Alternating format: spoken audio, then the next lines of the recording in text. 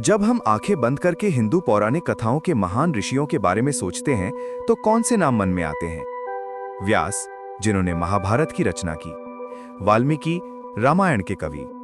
विश्वामित्र, अपने दृढ़ संकल्प से राजर्षि से ब्रह्मर्षि बनने वाले। उनके नाम सनातन धर्म की आत्मा में अंकित हैं। उनका ज्ञान सदियों से गूंज रहा है। लेकिन क्या होगा अगर मैं आपसे कहूं कि इन महान विचारकों के साथ साथ ऐसी महिलाएं भी थीं? महिलाएं जो केवल उनकी पत्नियां या शिष्याएं ही नहीं, बल्कि अपने आप में सिद्ध ज्ञानी थीं। वे दृष्टाएं थीं जिन्होंने पवित्र वेदों की ऋचाओं की रचना की। वे दार्शनिक थीं जिन्होंने ज्ञानी राजाओं को चुनौती दी। और वे योगिनियां थीं जिनकी आध्यात्मिक शक्ति देवताओं को भी विनम्र कर सकती थी। हम शायद गार्गी के बारे में जानते हैं, जिन्होंने विद्वानों की सभा में निडर होकर याज्ञवल्क्य से प्रश्न किए, या मैत्रेयी के बारे में, जिन्होंने सांसारिक धन के ऊपर अमर ज्ञान को चुना। लेकिन आज हम और भी गहराई में उतरेंगे। इतिहास के भूले पन्नों में 3 ऐसी ऋषिकाओं की कहानियों को उजागर करने के लिए जिनकी प्रतिभा को प्रकाश में लाया जाना चाहिए। हमारी पहली कहानी एक विरोधाभास से शुरू होती है। एक राजकुमारी जो रानी बनने के लिए जन्मी थी, फिर भी उनकी नियति में एक तपस्वी की कुटिया लिखी थी। उनका नाम था लोपमुद्रा। उनका जन्म पारंपरिक तरीके से नहीं हुआ था। महान ऋषि अगस्त्य, जो 7 सप्तऋषियों में से एक थे, ऐसी पत्नी चाहते थे जो परम बुद्धिमान और सुंदर हो। इसीलिए उन्होंने अपनी आध्यात्मिक शक्तियों का उपयोग करके एक बालिका की रचना की और उसे विदर्भ के राजा को सौंप दिया। लोपमुद्रा ऐशो आराम में पली बढ़ी, एक ऐसी राजकुमारी जिसकी बुद्धि और सुंदरता की हर कोई प्रशंसा करता था।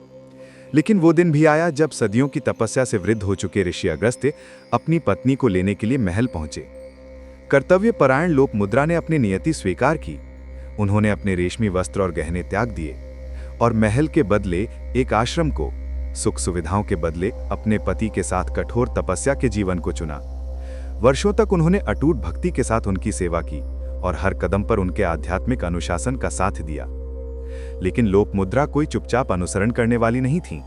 वे स्वयं एक वैदिक विद्वान थीं और कई वर्षों की तपस्या के बाद उन्होंने एक स्त्री के रूप में अपने जीवन की पूर्णता के लिए, एक संतान के लिए और प्रेम के लिए एक स्वाभाविक और मानवीय इच्छा महसूस की। और यहाँ वो कुछ असाधारण करती हैं। वो सिर्फ चुपचाप इच्छा नहीं करती, वे अपने पति का सामना करती हैं। इससे भी बढ़कर वो एक स्तुति की रचना करती हैं, एक ऐसी स्तुति जो अब सभी हिंदू ग्रंथों में सबसे प्राचीन ऋग्वेद में अमर है। जी हाँ, एक स्त्री की आवाज सच्ची और ईमानदार ऋग्वेद के पन्नों से अपने पति से बात कर रही है। अपनी स्तुति में वो अपनी ढलती युवानी, अपनी भावनात्मक और शारीरिक जरूरतों के बारे में बात करती हैं और तर्क देती हैं कि केवल तपस्या ही एकमात्र मार्ग नहीं है। वे अगस्त्य को याद दिलाती हैं कि प्रेम और परिवार से भरा एक गृहस्थ जीवन भी धर्म का एक मार्ग है। वे कहती हैं, कई वर्षों से मैं आपकी सेवा कर रही हूं, भक्ति और तपस्या के साथ। अब मुझ पर कामना का प्रभाव है। जिन प्राचीन ऋषियों ने धर्म का प्रसार किया, उनके भी परिवार थे। एक पति को अपनी पत्नी के पास आना ही चाहिए। ऐसे गहरे और ईमानदार ज्ञान का सामना करते हुए ऋषि अगस्त्य का हृदय पिघल गया। उन्होंने उनके शब्दों में सत्य देखा।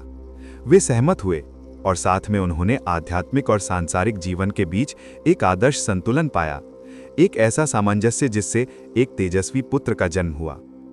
लोपमुद्रा की विरासत सिर्फ एक ऋषि की पत्नी की नहीं, बल्कि एक ऐसी महिला की है जिसने आध्यात्मिकता को मानवीय बनाया और प्रेम और इच्छा की पवित्रता को वेदों के भीतर स्थापित किया। हमारी अगली कहानी अकल्पनीय कठिनाई और अटूट विश्वास की है। ये कहानी है घोषा की। ऋषियों के वंश में जन्मी घोषा एक विलक्षण प्रतिभा थीं, जिन्हें कम उम्र से ही वेदों की शिक्षा दी गई थी। वे महानता के लिए बनी थीं, लेकिन भाग्य ने उन पर एक क्रूर प्रहार किया। उन्हें एक गंभीर चर्म रोग हो गया, शायद जिसे हम आज कुष्ठ रोग कहते हैं, जिसने उन्हें विकृत कर दिया। उस आदिम समाज में उनकी स्थिति ने उन्हें बहिष्कृत कर दिया था। वे अपने पिता के घर में रहती थीं, विवाह करने में असमर्थ, उनके सपने धूल में मिल रहे थे। वर्षों तक वे अपने रोग में कैद रहीं, जीवन को गुजरते हुए देखती रहीं। लेकिन घोषा ने निराशा के आगे घुटने नहीं टेके। उन्होंने अपनी पूरी चेतना को परमात्मा की ओर मोड़ दिया। उन्होंने खुद को देवताओं के दिव्य चिकित्सक अश्विनी कुमारों को समर्पित कर दिया, जो औषधि और उपचार के स्वामी थे। उनकी तपस्या तीव्र थी, उनकी प्रार्थनाएं सच्ची लगन से भरी थीं। साल भर साल उनका विश्वास कभी नहीं डगमगाया। और फिर एक दिन दिव्य चिकित्सकों ने उनकी पुकार सुन ली। उनकी अटूट भक्ति से प्रसन्न होकर उन्होंने उन्हें आशीर्वाद दिया। उन्होंने उन्हें उनके रोग से पूरी तरह से ठीक कर दिया। न केवल उनका स्वास्थ्य बल्कि उनकी युवानी की चमक भी लौटा दी। उन्हें उनका जीवन वापस मिल गया। जल्द ही उन्हें एक प्यार करने वाला पति मिला और उन्होंने एक पूर्ण जीवन की खुशियों का अनुभव किया जिसे वे खो चुकी समझती थीं। लेकिन उनकी कहानी यहीं खत्म नहीं होती। अपनी गहरी कृतज्ञता में घोषा ने अश्विनी कुमारों की प्रशंसा करते हुए 2 शानदार स्तुतियों की रचना की।